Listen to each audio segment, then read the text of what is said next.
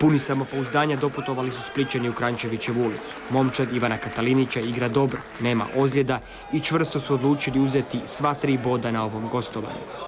To su i uspjeli, ali počelo je prigodom domaćina, točnije Besarta Abdurahimija koji je igrao na mjestu desne špice. U sredini je bio Medić, lijevo Krstanović, njih dvojica su se na poluvremenu zamijenili.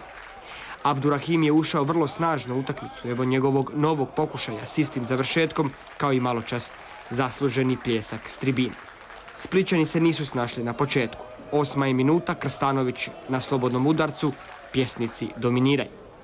Ali evo gostiju. Smirili su igru nakon početnih napada Zagreba. Urodilo je to velikom šansom Bojana Golubovića, napadač kojemu nisu strani prvoligaški pogodci, ove sezone je zabio 2, puca ravno u Hrvoja Višića. Prvo poluvrijeme zaključili su Splićani novim opasnim udarcem, ovaj put pucao je Ante Vitajić. Na predah se otišlo s 0:0, s tim da je Split igrao sve kompaktnije i općenito sve bolje. Tako su krenuli i u nastavak. Vitajić prsima za Golubovića, pored gola. Pjesnici su mogli odmah kazniti taj promašaj u idućem napadu. Ivanković je sjajno ubacio, Abdurahimi se progurao i pucao loše. U 56. minuti konačno pogodak. Goran Radnić je položio i umalo ozlijedio Jugovića.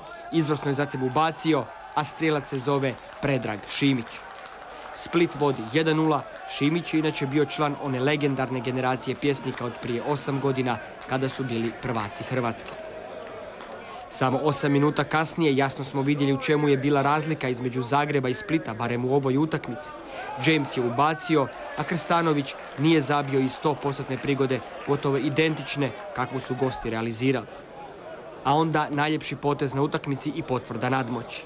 Ante Vitajić je potegao i zaradio pljesak zagrebačke publike super pogodkom za 0:2. Tako je i završilo, 4. pobjeda Katalinićeve momčadi u 7 kola prvenstva. Zagreb je doživio drugi poraz, a slijedi Dinamo.